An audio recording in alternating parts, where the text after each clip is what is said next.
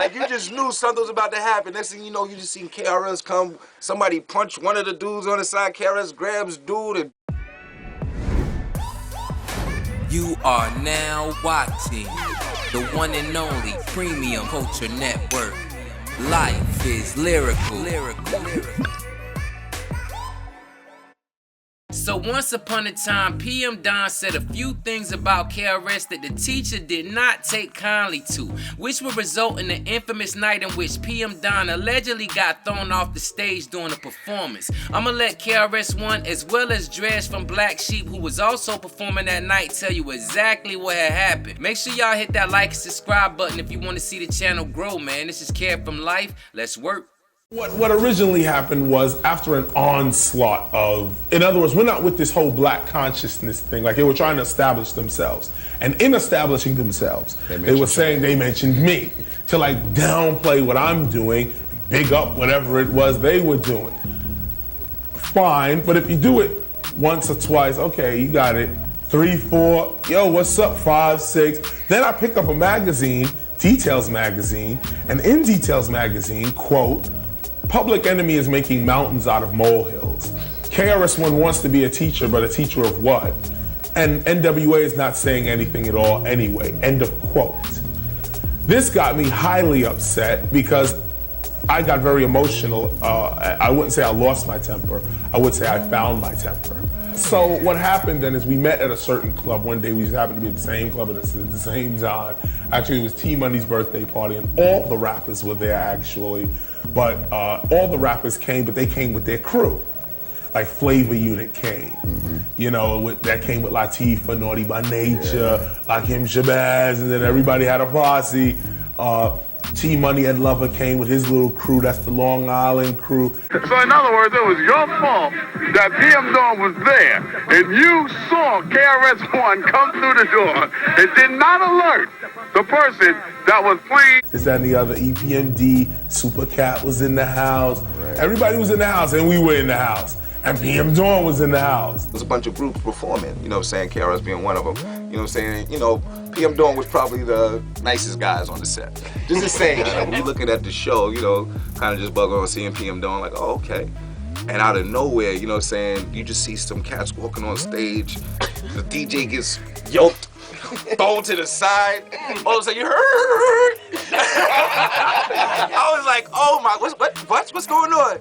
Yo, you just hear, like he put on some record, like, you know how you got the Jamaican ball, boom, boom, like you just knew something was about to happen. Next thing you know, you just seen KRS come, somebody punch one of the dudes on the side, KRS grabs dude and tosses him off, minus the mic. Are you ready, New York? I was like, oh my God, wow. The bridge started coming on, I was like, oh my God, like, yo, it was ridiculous. So they got on stage and do their record, so I jumped on the stage, snatched the mic out their hand, and snatched the mic out of Prince B's hand, and challenged him to a formal battle on the mic. Just a lyrical competition it started out as. But he had a little crew with him also. And I guess they were beginning to start, you know, I don't know what they were getting ready to do, but it seemed like they was getting ready to get live. And like 30 other people stepped onto the stage with me, and then it was like people out of the crowd are the ones that started pushing and punching on Prince B. But what happened? So what you're saying is that Prince B didn't exactly know that this was going to be a lyrical contest of wits. No. And everybody kind of got... Totally by surprise. Everybody went off. Everybody went off. Everybody was like, oh, what's up?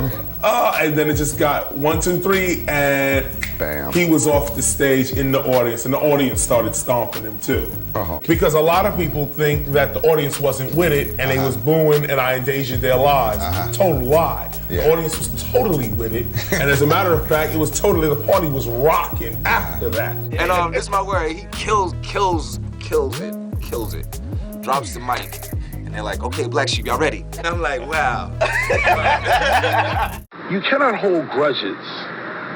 You cannot sit around and say, oh, Prince B is this and that, or Prince B says KRS-One is this and that. It wasn't like I was dissing KRS-One, you know, because I wasn't, you know.